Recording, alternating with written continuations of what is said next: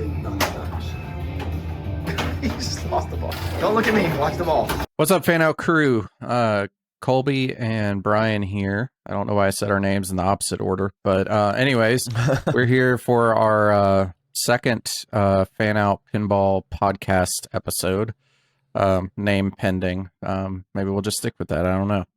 Anyways, we're here to talk to you this week about Godzilla. And kind of the experience for that. As you can see behind me, if you're watching on YouTube, I have a Godzilla Aliiiive at home now. I'm in love with it, but we're probably going to spend most of today's podcast just kind of talking about the game so far, the experience going to get it, and what our initial thoughts are after playing it a few times. But yeah, Friday last week, I drove out to Fairhope, Alabama to meet up with Jarrett Crum, the owner and operator of Gulf Coast Pinball, to pick up the Godzilla LE.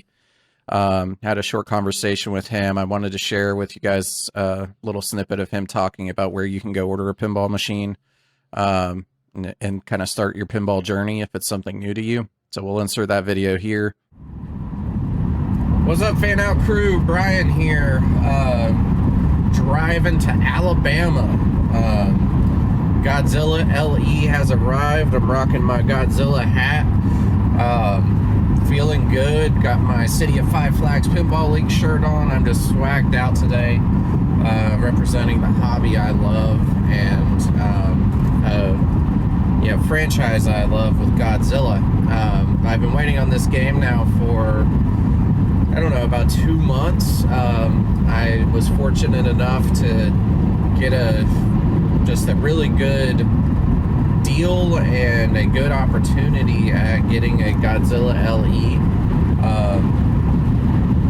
I sold Mandalorian. I know Colby has teased me for my passion for pinball and how much I obsess over it, but I think he was upset that I got rid of Mandalorian before he even got to play it. But that's a story for another day. But anyways, I'm on my way to the Mobile, Alabama area to meet up with Jared and get this Godzilla LE loaded up and on its way home. All right, what's up, guys? Brian here. Got Jarrett. Jarrett's awesome distributor. We just got our Godzilla LE. I'll spin and show you the box. You guys will see more of that later. But wanted to give Jarrett a little shout out and let him tell you a little bit about pinball and how to get a machine if you're ever interested. Hey guys, I'm Jarrett Crum with Gulf Coast Pinball. Got a website, www.gulfcoastpinball.net. If you're ever in the market for a new pin, looking for a Pro, Premium, or LE Stern, I do carry those. Also carry Jersey Jack Pinball and American Pinball as well. So reach out if you're ever in need, and I'd love to have you stop by my spot in Fairhope. I'm at 212B Fairhope Avenue. Come by and check out the showroom floor and what we've got, and happy pinning. All right, thanks, Jarrett, for the time and also for hooking me up with a sweet LE. I'll tune in with you guys later and unbox this thing. Now that you've watched that video, Colby, this was your first pinball sort of unboxing experience. This was my third, because I had TMNT, then Mandalorian, and now Godzilla. A new pinball day, as Nelson said, which was one of the guys you'll see in these clips helping us get things set up. New pinball day is a good day, even if it's not your game. So yeah, Colby, what was your thoughts going through this for the first time? It was really cool. Me being a tech guy, unboxings are always fun. Taking stuff out of boxes never gets old. You get a shipment that you've been waiting on, and it's just the best feeling in the world. It was a little chaotic, just because of the fact that I had my young son over there who just wanted to, touch everything and wanted to play before we were even ready. And, we had some people over there that were helping out and everything. So it was really cool. The whole process was sort of enlightening. I didn't realize it was going to be so easy and complicated at the same time. Like, you literally just cut the box open and the thing is there, just standing upright. And all you really have to do is kind of fold it over, but you got to get it in place first. That's the really hard part, is getting it, where you want it to be. And that was a challenge, as I'm sure you've seen the videos with the little dolly and stuff. So yeah, I was gonna say, for my particular layout of my house, my office / home arcade is sort of on the opposite end of a oddly shaped hallway, and pinball machines and arcade games have quite a fun but short, complicated journey to go through to get here. Yeah, I was thinking about it at my house too. Like, if I want to put one in this room, it's probably going to be a similar struggle. Our houses are very similar. I think they're probably the same home builder. So we'll see. Possibly. Maybe one day I'll get one and we can fit it in here. But the whole process was really cool. The art on this cabinet is just a thing to behold. It looks amazing in person, and it just looks so good. It's great. It's so well done. Zombie Yeti did a great job on this one. Yeah, and I want to say, like, whenever I first saw this game revealed online and was just looking at pictures, I feel like the initial reveal photos did not do justice to how it actually looks in person. The lighting they used or something in those reveal shots just wasn't great. Like, the metallic foil, like Mechagodzilla, and the sheen of the art is just, it's like a reflective metallic look. It just looks amazing. And even the armor, like in the reveal photos CERN published, it just looked like silver, like a plain silver armor and legs on the LE. And seeing it in person, it has like a nice metallic, like glitter metallic, like particulate in the powder coat, which just looks amazing. It's a game you have to see in person, I think, to truly appreciate. Yeah, the legs are like a lighter gunmetal. I said, you know, more like a silver gunmetal, more than a dark one. It was really cool looking. Let's kind of talk about the quality from Stern. I was just blown away by how just solid this thing is. You couldn't hurt this thing if you tried. It's a tank, you know. I was super impressed. I know the LE is the one that has the like upgraded glass, right? Yeah, so it has a mirrored back glass as compared to like a plastic translight for the back box. But then also the playfield glass is, I think Stern calls it HD glass, but it's basically an anti-reflective You can't glass. see it. Like, you cannot see it. Yeah, you this look is like you can just put your hand through it, and then your hand hits an invisible wall. Yeah, and I would say, like, I've questioned like the validity of people swearing by this because I'd never experienced it in person, and I had thought about getting it for TMNT because you can order a sheet of this glass from Stern. It's somewhere between $200 and $300, and I'm like, I don't think a piece of glass is worth that much, but I will say, after seeing it in person, it does live up to the hype. It might as well be invisible when you're standing in front of it. There was actually a moment where when we were setting the game up, I actually reached down to try to like touch the Godzilla toy and hit my hand on the glass, and it messed with my brain for a second because I didn't register. I felt like a bird crashing into a glass door or something. Yeah, there was a point where I was looking down at it, and I could not see the reflection on the glass itself, but I could see the reflection on the slingshots below it, and it was just really messing with my mind. I'm like, how is this possible? It's just a really beautiful game. Gameplay wise, look, I don't have the knowledge of pinball like you do, or a lot of the other like professional players. Like I'm a novice. This is the best pinball machine I've ever played, hands down. I had so much fun with this. Some of these shots with the rails, and it's just a fun game to play. Why don't you talk about that a little bit? Yeah, so this game is designed by Keith Elwin, which is known for having outstanding layouts. This is his fourth game with Stern now.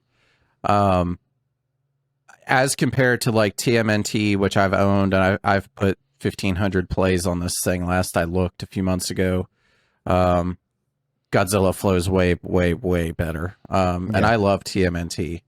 I had the Mandalorian for a while, which many of you know. I sold to help fund Godzilla, but Mandalorian also like had a very basic fan layout, and it still felt clunkier than this game, even though this game has, I feel like every direction you look, the ball has a different place to go. Like there's shots on the sides, there's shots at the top, there's weird shots on the bottom. You can go through orbits in reverse, like like there's so many shots in this game that it's wild. I don't even know how to compare it to another game I've played. Yeah, this one was interesting because typically the premiums and the LEs are a little bit more chaotic than the pros because there's more in there and the shots aren't as clean. I didn't feel that with this one. This felt like a pro to me, but in a good way, like it shot like a pro. You know, it doesn't, like Ninja Turtles is so fast and so full of stuff, whereas this one is just these long sweeping shots and the shots just flow. Yeah, and I would say that Keith Elwin in his design, I think that he's very conscious of ball speed. And so like little things, like there's the habit trail that does like a weird corkscrew loop. Like that looks really cool, but he's also said in an interview he put that there to slow the ball down. Yeah. Like to a manageable speed. And so not only does his design look great, it also there's a functional, like there's some physics behind all of his choices on maintaining ball speed. And even the placement of some of these ramps, them being pushed back further in the play field, I think the ball has more time to slow down before it hits that ramp so that it's just not a rocket ship all over the place. And that's not to say that this game is slow by any means. It's just not overwhelming. Yeah. Yeah. Everything just flows beautifully. There's not a single shot on this game I dislike. Even if I miss a shot, I'm still making another shot. It may not have been the one I intended, but like there's just so much going on that it's probably the best game layout I've played. And I've played a lot of games. It's really, really good. And a lot of people will probably argue this with me, but I think it plays a lot better than GNR. Yeah. Jersey Jack's Guns N' Roses, which I admit I've only played for a couple of hours. But in comparison, I think GNR looks really pretty. It definitely has a better light show, but as far as actual gameplay and flipping, Godzilla is leaps and bounds better, in my opinion. Yeah, no, I was just gonna say I haven't played any of the Jersey Jack games, but I've seen videos of them and they look great. I'm sure I'll get my hands on them at some point, but this just is a game that anybody can play. I'm a novice. We had kids over there that were playing it, and you can play for 10 minutes, and you can the game just feels different. I want to play Ninja Turtles because it's so challenging. I want to get better at it, but Godzilla is one of those games that like I will never say no to playing that game. It's just so smooth, and it's more approachable. I think is the better way to put it. That's a good word for it. It's not as difficult as Ninja Turtles, but it's not to say that it's easy. It's approachable is a perfect word for it. Yeah, and I think that with Godzilla, before I move on to rule set, I think something that speaks volumes to me at least is my wife. All right, she loves my passion for pinball. She is not a big fan of pinball. I've owned Ninja Turtles for over a year, and I think she's played it twice. I owned Mandalorian for 3 months, and I think she played it once. She has played Godzilla more in the last 4 or 5 days than what she played on the other two games combined over the last year. She loves this game. It's a blast. Like the day after I got it, the first thing she asked me when she woke up is, can I play Godzilla? Yeah, I could tell this game was going to be a winner because we got it in the room and then just had it in the middle of the floor and we set it up and we were like, okay, we're playing it. We don't care where, we're not going to put it where it's going to be. Like we're playing it right now. And we just had like we had intended to record and everything. Yeah, and we were gonna set up a stream, and we were just like, you know what, like this, let's just do this. Like we'll get there. I mean, we are gonna do some of those videos, but we just did a 4-player game, and it was just super awesome. Let's go ahead and move on to rule set. Yeah. So when we got it, it was on I think code version 0.79. So very early code, not fully to production version 1.0 yet. I think that at 0.79, the game almost like it really honestly feels complete. I think the only thing The only thing that they've said that it's missing is all like late game content, like the end wizard mode doesn't work yet, and there's some other things they plan to add, but so there's more to come. But I'm flipping this game. Like, I got grand champion score of 701 million the other day, and I felt like I'd barely scratched the surface of the game. I'd gotten through 2 monster battles at that point, and there's 7 main monster battles before you get to wizard modes. So, like, how much more is in this game, and how much more do they have planned for it? I should say that the 701 million game was on code version 0.80, which I installed after everyone left that first night.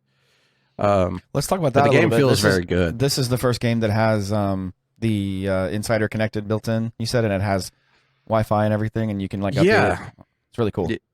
Yeah, so this is Stern's first game with the Stern Insider connected, which I think they need to think about the branding and the naming of that a little bit, because it's a little wordy. But I will say this, this is obviously the first game with it, and this is my first experience using it is at home. I had set up an account the week before the game came in. It was very quick and easy to register the game, get it connected to the Wi-Fi, and sign into it. It was all very quick and easy. I think we had the Wi-Fi set up in a matter of minutes, less than 5 minutes probably. The machine has a scanner on it, and you just hold your phone up to it, and it logs you in. So if you go to another machine that has that system, you can just keep track of your progress there, and it's all connected through a web portal and everything, so you can compare scores and stuff, right? Yeah, absolutely. And you also, they have a sort of achievement system that they've called I think a badge system. And, but basically, all of the Spike 2 games, which for those of you that don't know, are the LCD based modern Stern games, are all based on the Spike 2 system.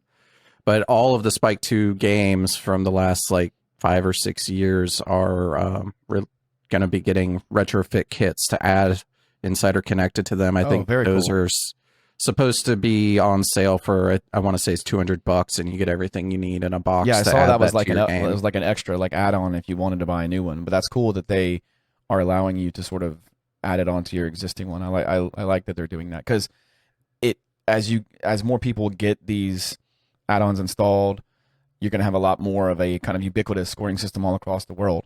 It's going to be really cool.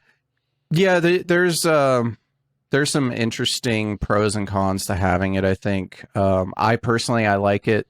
I will say that with any 2 pinball machines, like if I had 2 Godzillas sitting next to each other, they wouldn't play exactly the same, because like leveling and adjustments on the play field. So it's comparing a score on one game to a score on another game is not necessarily apples to apples, but assuming everyone sets them up properly, like with the recommended specs, it's at least comparable. And I mean, really comparing scores is all about your ego anyway. So as long as there's not people out there completely just cheating, playing with the glass off or something to get high scores, then I think it's fun.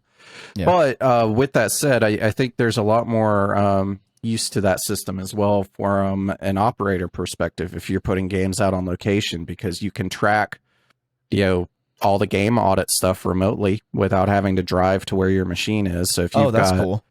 If you've got games put out all around town, you just log into your computer and see how many times they were played yesterday. I didn't realize it did that. I thought it was purely from like a player standpoint as far as their own progress. That's right. That's really awesome. Yeah, there's a pro account you can get with it that's oriented towards locations and operators. But they're also, like, with that, they have capability for you to set up like an LCD screen at your arcade that has all of the high scores from all of your Spike 2 games, like posted in one place, so people can just walk up and look at the leaderboards, or if someone gets a high score on Godzilla, their name will flash up on the LCD screen on the other side of the arcade as a new grand champion record. It's cool. Yeah, that's awesome. But we'll probably talk more about Stern Connected or Insider Connected as it matures. But I will say my first experience with it was a positive one. I enjoy it. So I think we'll just see more as it evolves. This is really its first release, and I'm sure it'll go through evolutions over time. Yeah, it was a great game. Do you have anything else specific you want to mention before we wrap this one up? I think we're getting to be about that time. No, I think just for transparency's sake, Transparency sake.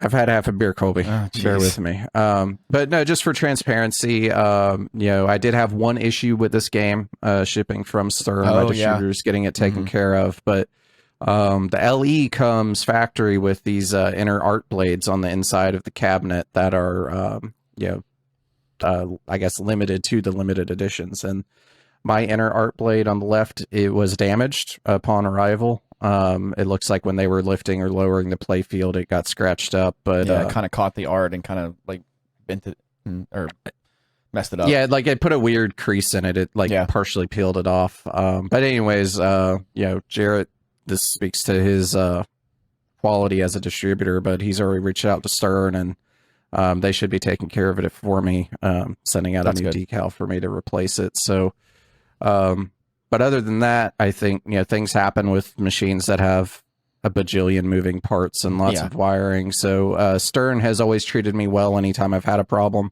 Mandalorian, I had an optical sensor go out. They rush delivered me one that I got like 2 days later to replace it for free, like no cost to me, no questions asked.